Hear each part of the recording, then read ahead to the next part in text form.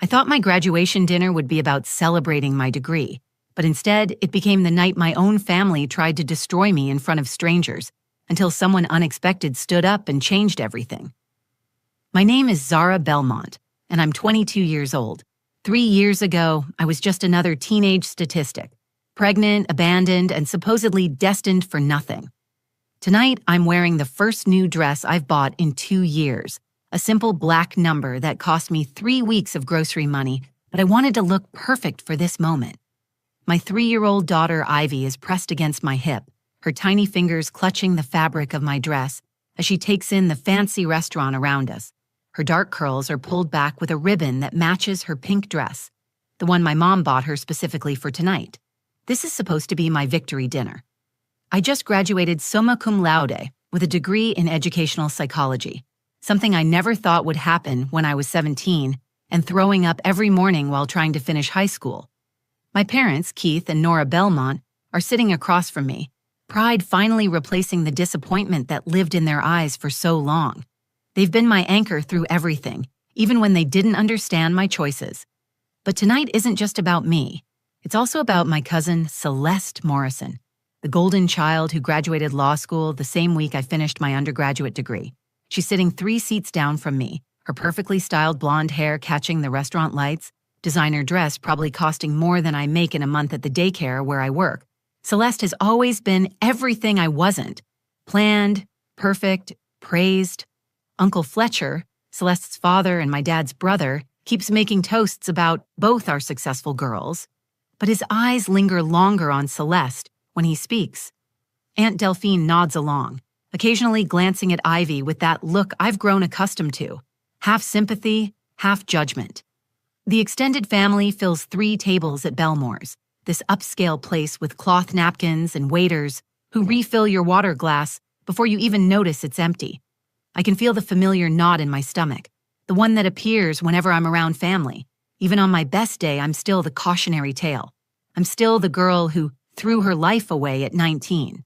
But tonight feels different because I have something real to celebrate. I have proof that their whispered conversations about my wasted potential were wrong. Ivy tugs on my dress and whispers, "Mama, why is everyone so dressed up?" Her innocent question cuts through my anxiety for a moment. I lean down to her level, breathing in the scent of her strawberry shampoo. Because tonight is special, baby. Tonight is about celebrating how hard Mama worked in school. She nods solemnly, not fully understanding, but sensing the importance. This dinner was supposed to be about showing everyone that I'd made it despite everything, that being a teenage mother didn't define my limits, it defined my determination. But as I look around the table, watching Celeste accept congratulations with her practiced smile, I can feel the undercurrent of comparison that's always existed between us. Tonight, I'm hoping it will finally shift in my favor. I'm hoping that my family will see me as more than just a mistake that worked out okay. I have no idea that in less than an hour, my own cousin will try to humiliate me in front of a room full of strangers, or that a man I barely know will stand up and change not just this night, but how I see myself forever. Looking back, I can see how naive I was to think one graduation ceremony could erase 3 years of being the family disappointment. But sitting in that restaurant, watching Ivy color on the kids' menu with crayons the waiter brought her, I genuinely believed tonight would be different. Let me tell you how I got here. Because understanding my journey makes what happens next even more important. When I was 19, I thought I had my life figured out. I was dating Tristan Walsh, this charming guy from my community college who talked about our future like it was already written in stone. We'd get married after graduation, he'd finish his business degree, I'd become a teacher, and we'd live happily ever after in some suburban house with a white picket fence. Then I got pregnant. I remember the exact moment everything changed. I was sitting in the campus parking lot staring at 2 pink lines on a pregnancy test when Tristan pulled into the space next to me. I showed him the test with shaking hands, expecting surprise, maybe fear, but ultimately support. Instead, he looked at me like I'd just told him I had a terminal illness. "This isn't part of the plan, Zara," he said, his voice cold in a way I'd never heard before. "I'm not ready to be a father. I have goals." As if I didn't have goals too, as if my dreams suddenly mattered less because I was the one carrying his child. By the time I was 7 months pregnant, Tristan had transferred to a university 3 states away. He left me a note, not even the courtesy of a conversation. "I'm sorry, but I can't do this. You'll be a great mom without me." 22 words to end what I thought was the love of my life. Moving back in with my parents was humbling in ways I'm still processing. Mom and Dad never said, "I told you so," but I could see it in their eyes during those first few weeks. Mom would make extra portions of dinner without asking if I was hungry. Dad would come home with baby items he claimed were on sale, though I knew he was buying them at full price. They loved me, but they were disappointed, and that disappointment felt heavier than their anger would have been. Ivy was born on a Tuesday. I held her for the first time while snow fell outside the hospital window, and I made her a promise that I've never broken. "I'm going to make sure you're proud of me," I whispered into her tiny ear. "I'm going to show you that being strong runs in our family." The next 3 years were the hardest of my life. I'd wake up at 4 in the morning to study while Ivy slept, surviving on coffee and determination. My textbooks were covered in crayon marks because she'd crawl into my lap while I read. I took exams with baby food stains on my shirt and wrote essays during her nap time. Other students in my program would complain about not having enough time to study, and I'd bite my tongue, thinking about how I'd kill for their problems. Money was always tight.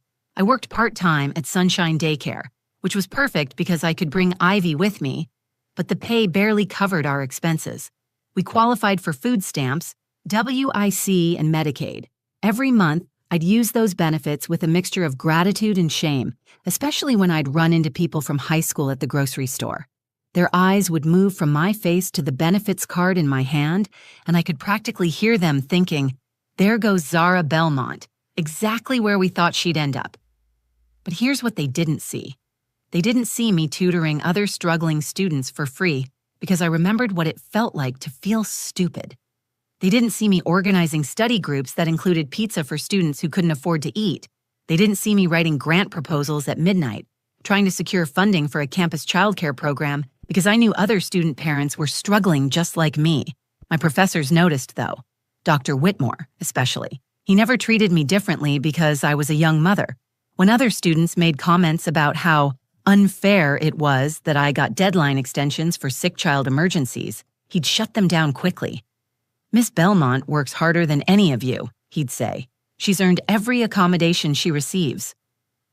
That support kept me going through the worst moments, like when Ivy got pneumonia during finals week of my junior year and I studied in her hospital room, or when my car broke down and we had to take 3 buses to get to campus for my thesis defense, or when Celeste would post pictures of her law school parties on social media while I was at home, reading case studies and wiping runny noses. The day I graduated summa cum laude, I cried. Not just because I'd accomplished something I'd dreamed of, but because I'd proven to myself that being a young mother didn't mean settling for less. It meant working harder for more. Now, sitting in this expensive restaurant, I thought my family finally understood that too. I thought tonight would be about celebrating how far I'd come, not relitigating how far I'd fallen. I was wrong. The evening started beautifully, which made what came next hurt even more. Dad stood up first, raising his wine glass with the kind of pride I'd been waiting years to see. "To both our girls," he said, his voice thick with emotion. "Zara and Celeste, you've both worked so hard to get where you are today. We're incredibly proud of you both." Everyone applauded, and for a moment I felt like I belonged. Ivy clapped her tiny hands together, not understanding why, but caught up in the excitement. Mom reached over and squeezed my hand, whispering, "You did it, sweetheart. You really did it." But as the salad course arrived, I noticed Celeste's mood shifting. She'd been drinking wine steadily since we sat down, and there was something sharp in her smile that I recognized from childhood. It was the look she got when she felt like she wasn't getting enough attention, the same expression she'd worn at my high school graduation when I got an unexpected academic award. "So Zara," Celeste said, her voice carrying across the table, "it must be nice to finally finish college. Better late than never, right?" The comment stung, but I kept my smile. I'm just grateful I got the chance to finish. Not everyone gets to take the traditional path. Traditional path? Celeste repeated with a laugh that didn't sound friendly. Is that what we're calling it now? I suppose having a baby in college is becoming pretty traditional these days. Uncle Fletcher cleared his throat uncomfortably. Celeste, that's enough. But she wasn't done. As the main course was served, she kept making little comments that felt like paper cuts. When the waiter asked if Ivy needed a high chair, Celeste said, "It's so cute that you bring her everywhere. I can't imagine trying to study with a toddler around. Must be so distracting." When Mom mentioned my acceptance into the master's program, Celeste nodded enthusiastically. That's amazing. I'm sure they have great programs for non-traditional students. You know, older students, parents, people who need extra support. Each comment was carefully crafted to sound supportive while actually diminishing my achievements. I felt my confidence from earlier in the evening starting to crumble. Ivy sensed my tension and climbed into my lap, wrapping her arms around my neck. "Mama, are you sad?" she whispered. "No, baby, I'm fine," I lied, kissing the top of her head. Other relatives began joining in, not maliciously, but with that particular brand of family thoughtlessness that cuts deepest. Aunt Delphine sighed dramatically. "Such a shame you had to take the hard road, Zara." But look how it worked out in the end. Cousin Marcus, Uncle Fletcher's brother, nodded sagely. "It's inspiring, really. Shows that even when you make mistakes, you can still turn things around." Mistakes. The word hung in the air like smoke. I looked down at Ivy, this beautiful, intelligent, funny little girl who was supposedly my biggest mistake, and felt my throat tighten. "She's not a mistake," I said quietly, but my voice was lost in the din of conversation. Celeste leaned forward, her eyes bright with wine and something uglier. "Oh, we all know Ivy is a blessing. That's not what anyone's saying. We're just acknowledging that you had to overcome a lot to get here. Teen pregnancy, abandonment, welfare dependency. It's actually pretty remarkable that you managed to graduate at all." The table went quiet. I could feel other diners glancing our way, drawn by the tension in Celeste's voice. Dad looked mortified, but he didn't speak up. Mom's face had gone pale, but she stayed silent too. This was Celeste, the family success story, and nobody wanted to make waves. "I worked hard," I said, trying to keep my voice steady, "just like you did." "Of course you did," Celeste said, her tone dripping with condescension. "But let's be honest, we had very different challenges. You got pregnant and had to make the best of it. I made good choices from the beginning." My hands were shaking now. Ivy felt it and looked up at me with worried eyes. I should have left then. I should have taken my daughter and walked out with whatever dignity I had left. Instead, I sat there, frozen by a lifetime of trying to prove myself to people who had already decided I wasn't worth defending. The dessert course arrived, and I watched numbly as the waiter set down a chocolate cake with "Congratulations, graduates," written in elegant script. Celeste stood up, swaying slightly, and picked up her wine glass. "I want to make a toast," she announced, her voice carrying across not just our table, but the surrounding ones as well. "To my dear cousin Zara." My stomach dropped. I knew that tone. I knew that smile. I knew exactly what was coming, but I was powerless to stop it. "I'm just so glad I'm not a complete failure like her. Pregnant at 19, dumped by 20, living off welfare. Thank God I made better choices." The silence after Celeste's toast was deafening. Every eye in our section of the restaurant was on me, some filled with pity, others with curiosity, all of them making me feel like a specimen under a microscope. The laughter from my family members felt like acid in my ears. Uncle Fletcher was chuckling uncomfortably. Aunt Delphine had her hand over her mouth, trying to hide her smile.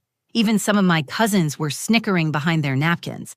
But it was my parents' reaction that broke my heart. Dad was staring at his plate, his face red with embarrassment. Mom's eyes were wide with shock, but she wasn't defending me. She was looking around the restaurant, clearly mortified that other people had heard Celeste's words. In that moment, I realized they weren't ashamed of Celeste for what she'd said. They were ashamed of me for being the kind of person someone could say it about. Ivy tightened her grip around my neck. "Mama, why is everyone laughing?" she whispered, her voice small and confused. That question shattered something inside me. My 3-year-old daughter shouldn't have to witness her mother being humiliated by her own family. She shouldn't have to see the people who were supposed to love us most treat us like we were less than human. I stood up so quickly, my chair scraped against the floor, the sound cutting through the uncomfortable laughter. My hands were shaking as I gathered my purse and reached for Ivy's little jacket. I couldn't stay here another second. I couldn't subject my daughter to this, and I couldn't subject myself to watching my family's true feelings about us play out in public. "Come on, baby," I whispered to Ivy, lifting her from her chair. "We're going home." But as I turned to leave, preparing to walk past the gauntlet of relatives who had just watched me get torn apart without saying a word, something unexpected happened. A man at the table next to ours stood up. He was probably in his 50s, distinguished looking, with silver hair and kind eyes behind wire-rimmed glasses. He wore a navy blazer and moved with the confident bearing of someone accustomed to commanding attention. His wife, an elegant woman with gray hair pulled back in a neat bun, was looking up at him with an expression of pride and determination. "Excuse me," he said, his voice carrying the authority of someone used to speaking to large groups. "I'm sorry to interrupt, but I couldn't help but overhear, and I believe you're talking about one of my students." The entire restaurant section went dead silent. Celeste, who had been basking in the aftermath of her cruel toast, suddenly looked like she'd been slapped. Her face drained of color, and she slowly sank back into her chair. The wine glass in her hand trembled slightly. I recognized him immediately, though seeing him here in this context felt surreal. Dr. Holden Whitmore, my favorite professor and thesis advisor, the man who had believed in me when I didn't believe in myself, the professor who had written recommendation letters that opened doors I never thought I could walk through. "Dr. Whitmore," I managed to say, my voice barely above a whisper. He nodded at me with a gentle smile, then turned his attention back to my family. His wife had stood up beside him now, her face set with the same quiet determination. I realized they had been celebrating their anniversary at the table next to ours, probably enjoying a quiet dinner until my family's dysfunction spilled over into their evening. "I'm Dr. Holden Whitmore, professor of educational psychology at State University," he continued, his voice carrying to every corner of our section. "And the young woman you just described as a failure is one of the most remarkable students I've encountered in 25 years of teaching." My heart stopped. This couldn't be happening. My professor was about to defend me to my family, people who had known me my entire life but had never really seen me. The irony wasn't lost on me that a man I'd known for less than 2 years understood my worth better than relatives I'd grown up with. Celeste tried to salvage the situation. "Oh, we're just family, you know how it is. We tease each other, it's all in good fun." Dr. Whitmore's expression didn't soften. "Calling someone a failure in public doesn't sound like teasing to me. It sounds like cruelty." The weight of his words settled over our table like a heavy blanket. I could see my parents exchanging glances, suddenly aware that their silence during Celeste's attack looked as bad as her words. Uncle Fletcher was shifting uncomfortably in his seat, probably wondering how to distance himself from his daughter's behavior. I was still holding Ivy, still preparing to leave, but now I found myself frozen in place. This moment could go one of two ways. Either Dr. Whitmore would make some polite comment about being a dedicated student and then sit back down, leaving me to slink away with whatever dignity I could muster, or something bigger was about to happen. Looking at the steel in his eyes and the proud way his wife stood beside him, I realized I was about to find out just how much my professor truly thought of me. And for the first time all evening, I decided to stay and see what unfolded.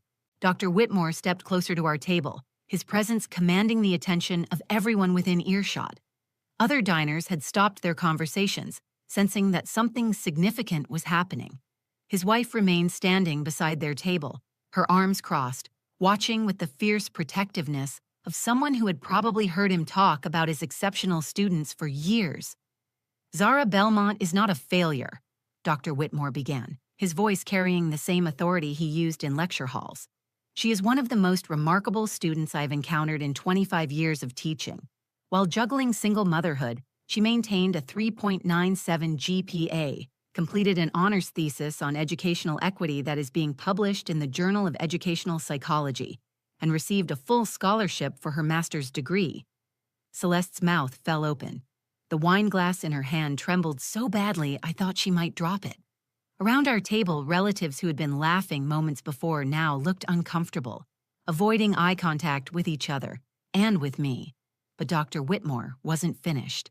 The young woman you just mocked has tutored struggling students for free every semester, organized a campus food pantry specifically for student parents, and wrote a grant proposal that secured $50,000 in funding for on-campus childcare services.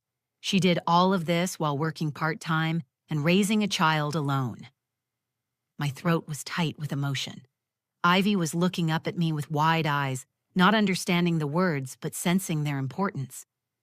"Mama, is the nice man talking about you?" she whispered. "Yes, baby," I managed to say, my voice cracking. Dr. Whitmore heard her and smiled gently at Ivy before turning back to address my family with renewed intensity. "The welfare you're mocking so casually helped her become the kind of person who lifts others up instead of tearing them down. Those benefits allowed her to focus on her studies and her daughter, instead of working 3 jobs just to survive. She used that support to transform not just her own life, but the lives of countless other students." Dad finally looked up from his plate, his face flushed with shame. Mom's eyes were filling with tears. Though whether from pride or embarrassment, I couldn't tell. Uncle Fletcher was staring at Celeste like he'd never seen her before. "Furthermore," Dr. Whitmore continued, "Zara starts her master's program next month with a full teaching assistantship. She's already been conditionally accepted into our doctoral program with guaranteed funding for all 5 years. Her research proposal on educational barriers for young parents has caught the attention of the Department of Education. In 5 years, she'll be Dr. Belmont. And based on what I've witnessed here tonight, she'll be a far better human being than some people in this room." The silence that followed was profound. I could hear the clink of silverware from other tables, the quiet murmur of conversations that had resumed after the drama at our table. But among my family, no one spoke. No one moved. Then something beautiful happened. The elderly couple at the table behind us began to clap. The sound was soft at first, just 2 people showing their appreciation for what they'd witnessed. But it spread like ripples on water. The family with teenage daughters at the corner table joined in, the business dinner across the aisle. Soon our entire section of the restaurant was applauding. Ivy's face lit up with delight. "Mama, they're clapping for you, just like at my dance recital." Tears I'd been holding back finally spilled over. I wasn't crying from humiliation anymore. I was crying from relief, from validation, from the overwhelming feeling of being truly seen and valued by someone whose opinion mattered. Dr. Whitmore's wife stood up and walked over to us. "You should be very proud," she said quietly, reaching out to touch Ivy's hand. "Your mama is pretty amazing." "I know," Ivy said seriously. "She reads me stories and makes the best pancakes, and she's really smart." Dr. Whitmore chuckled. "She certainly is."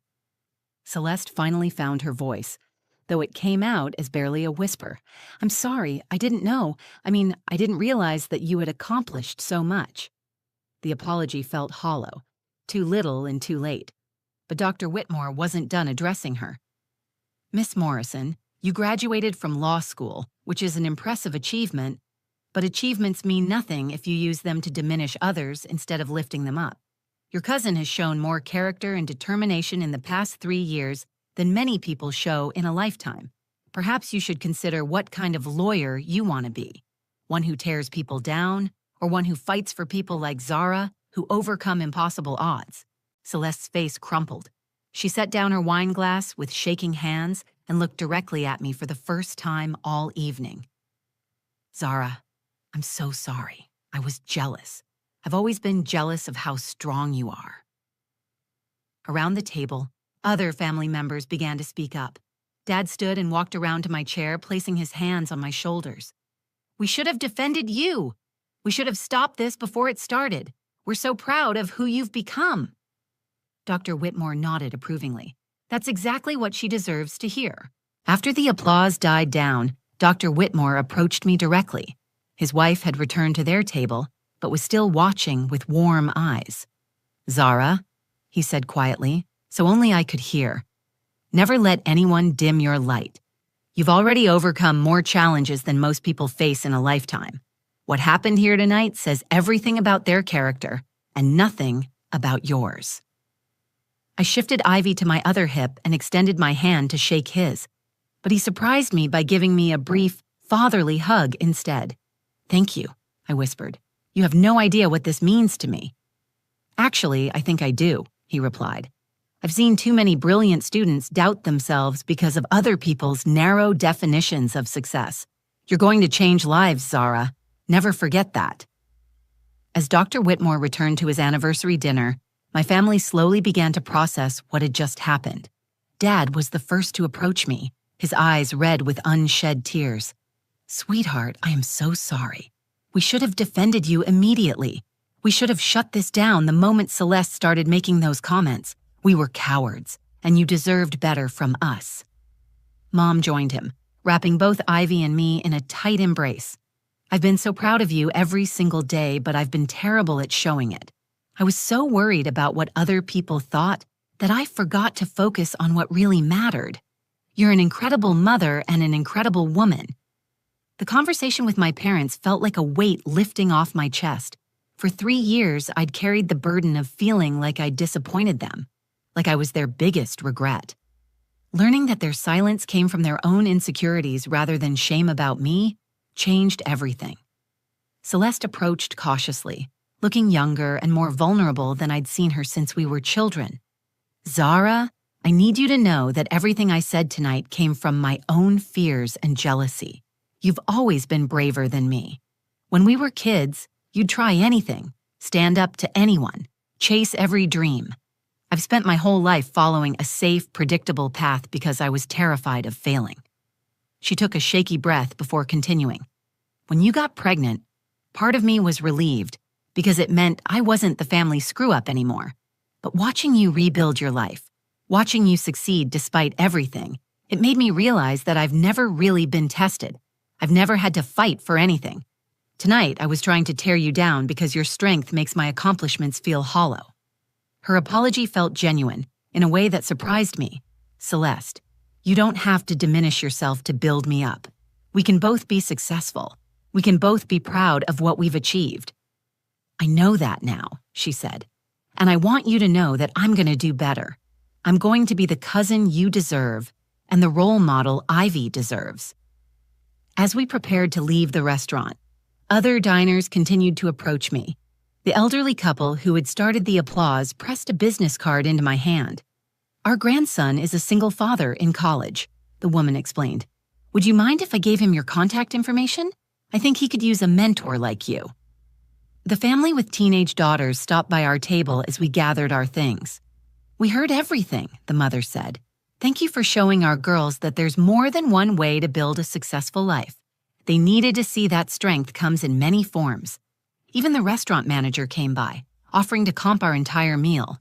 "What happened here tonight was beautiful," he said. "It's rare to see someone stand up for what's right the way that professor did. And it's even rarer to see someone handle grace under pressure the way you did." 3 years later, I walked across the stage to receive my PhD in educational psychology.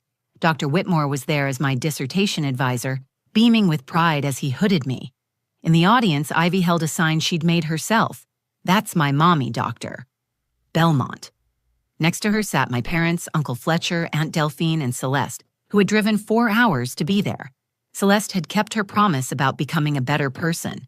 She'd started volunteering with a legal aid clinic that helped young mothers navigate custody and support issues. She'd also become one of Ivy's favorite relatives, the cool aunt who taught her about standing up for people who couldn't stand up for themselves.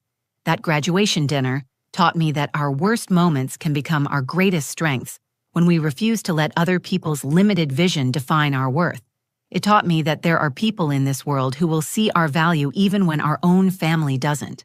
Most importantly, it taught me that defending ourselves isn't selfish.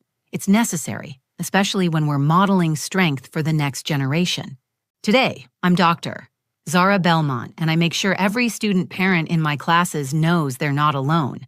I share my story not for sympathy, but to show them that their current chapter isn't their final chapter. Success doesn't always look like what other people expect, and that's perfectly fine. If this story resonated with you, please share it with someone who needs to hear it. Comment below and tell me about a time when someone unexpected stood up for you, or when you had to find the courage to stand up for yourself. And don't forget to subscribe to the channel for more stories about finding strength in unexpected places. Remember, you are not your circumstances. You are your response to them.